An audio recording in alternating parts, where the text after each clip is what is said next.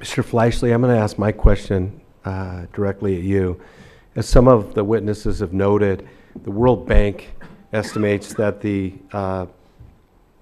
unrest in Bangladesh has had a cumulative negative effect of nearly $2 billion in just the last few years alone. So will companies continue to do business in Bangladesh if violence continues? That's my first question. Second, what, if anything, has the business community done to engage with the government to relay these concerns? And then, has the government been responsive? And then finally, if trends continue, what will the business community do? Thank you. Thank you for the question. You know, to step back for a little bit, I saw a huge growth in the business from '07 to 2012. Most of that transferred from China and other countries. After 2012, it started to dwindle down. The past 2 years, it's dropping dramatically. How do they keep that growth rate? You know, the GDP. I'm sorry. How do they keep that growth rate as 6.2% GDP growth rate with the dwindling? To be honest, I have no idea. Do you believe the numbers? No.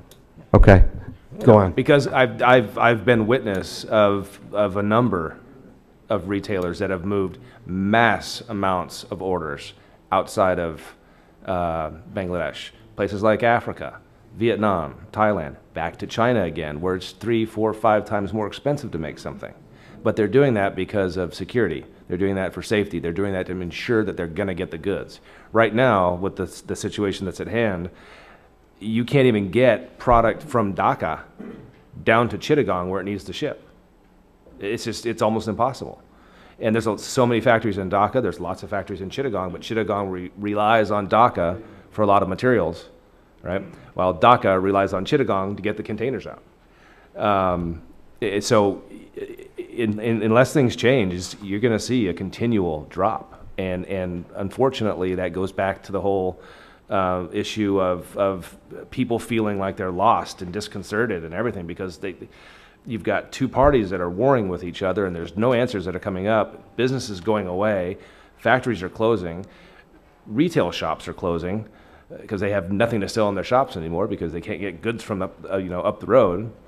I fear, unfortunately, that if there are not immediate steps taken to improve the situation in Bangladesh, that Bangladesh will not be the growth opportunity that I know it can be and that it once was. And that's scary. Yeah. So, other than your testimony today, what is the business community doing to relay those concerns to the government? Is there a dialogue going on? As far as I know, they discuss with people in the different NGOs within Bangladesh. My goal as part of UTRA is to help engage some of those organizations, bring them in as membership, and help guide them through the process. And hopefully, if we can all build together a big enough group of support, maybe we can make that change. Maybe we can help. Is there a very robust Chamber of Commerce, the American Chamber of Commerce? It's not very robust, no? As far as I know. It's there, it's in place. I don't know that it's that active. In the dialogue that the business community has had with the government, is it responsive at all? Do they give you any reassurances that they're trying to work on it or move in the right direction? You hear many things. Mostly excuses, or it's mostly just talk. Yeah, we're making these improvements, but you never see the improvements. I would question the legitimacy of how many factories have actually passed inspections that they say have passed inspections, and I would question that legitimacy. So this is a really tough one. On a scale of 1 to 10. That's why I'm saying being on the ground and actually seeing things is so important, to be there and see what's going on and experience what's going on, and not just read what the media says or what the government says or anything like that, because the on the ground is a lot different. On a scale of 1 to 10, how optimistic are you that things will turn around, both in the near term and the long term? I know long term's harder to predict, but what? Yeah, near term, I would like to be more optimistic, but you're probably 50-50. I mean, it's one way or the other, and I think really the only way that you're going to get a teeter in the right positive direction is if we, as the United States, step in and play a bigger part in helping bring both parties of the government, or I should say the government and the opposing party, together to clean the slate and start fresh and get free and fair elections up and running and turn Bangladesh back into a democratic society. It's not, it's not a democratic society. It's falling apart. When I showed some transparency on what we were going to discuss in this hearing, as we're required to do, some tried to tell me I was all wet and I was moving in the wrong direction, and that things are wonderful, and the growth rate is phenomenal, and that everything is under control.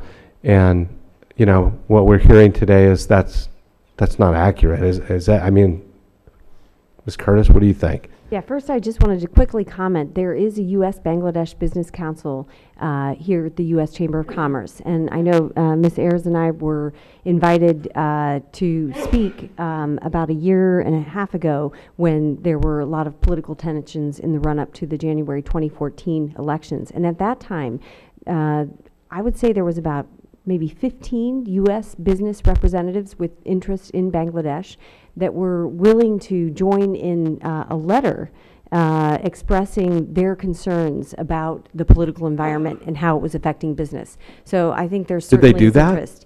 I think they did in the end. I don't know. I'd love to get a copy of that letter if there's any way to do that. I mean, Okay. that'd be really helpful for my Okay. purposes. We can follow up with that. That'd be really helpful, because I think that, it's all about due process. I think that it's important for the business community to convey this is hurting you more than anybody, Bangladesh, and that if things don't turn around, there'll be a pretty, like you said, Mr. Fleischle, a pretty substantial exodus of economic opportunity, business, and that will only make things worse.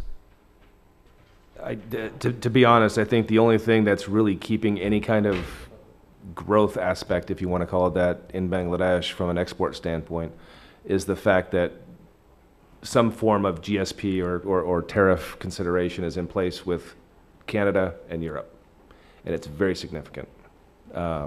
That's really the only thing that's a saving grace right now, because is it possible to get insure your product because of some of the security concerns?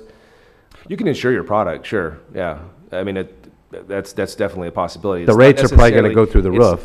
It's not necessarily the security of the product.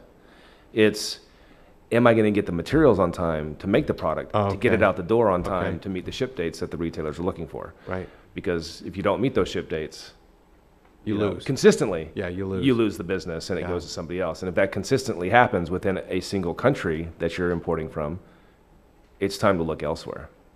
And I when I first started running the factories in 2007, and we started building a new factory in 2008, beautiful brand new factory in 2008, and we grew the business, from 0 to 40 million in 3 years is not, it's not an easy thing to do.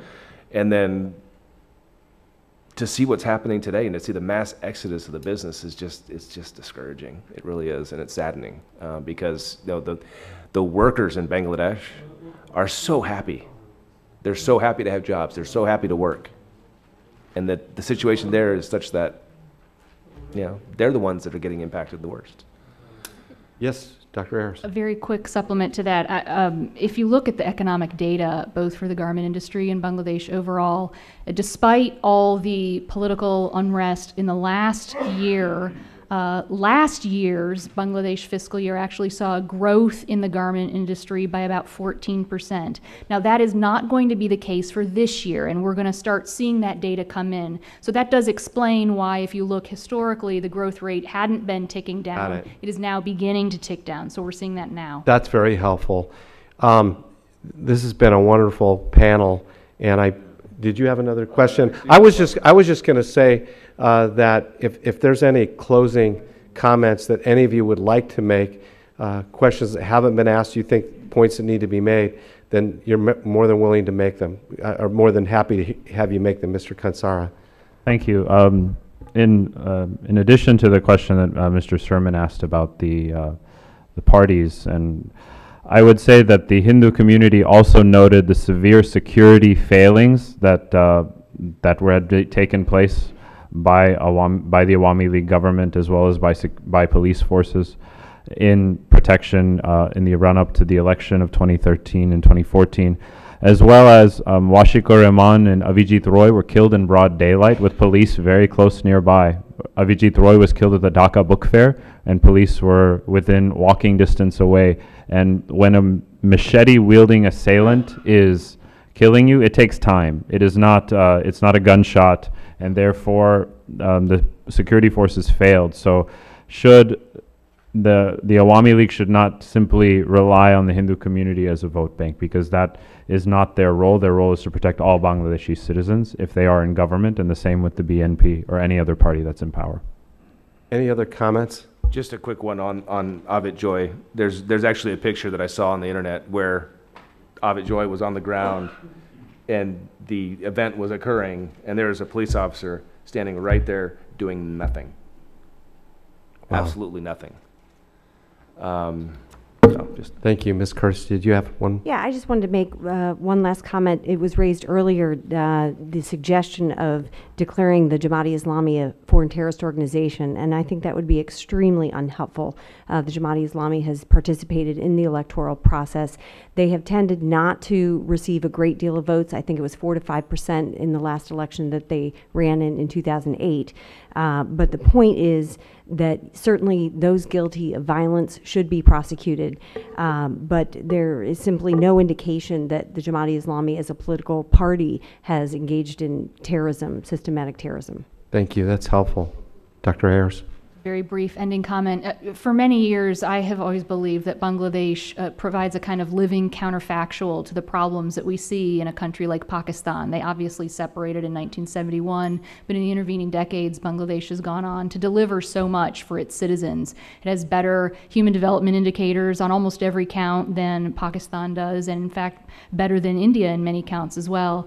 So for me, this is a huge opportunity and an opportunity cost. I believe it's important for the United States to stay engaged and not use sanctions as a means of trying to teach a lesson, but rather to try to shape the way we engage with Bangladesh and impress upon them how much potential they have and how we want to support that. Would all of you agree with that idea? Okay, that's very helpful. You know, I want to say, I'm about to conclude the committee, but this committee hearing was not intended to just pile on. It really is about a constructive, better way. And it's not to cast aspersions on a country, but to liberate a people. It's about lifting, not pulling down. I mean, that's what we're trying to accomplish here. We're not trying to just throw rocks and criticize. What we're about is trying to shed some light on what the truth is. What is the truth beyond the spin zone? What's the truth, and what can America do to help improve the lives of the people of Bangladesh? And that's what this is about.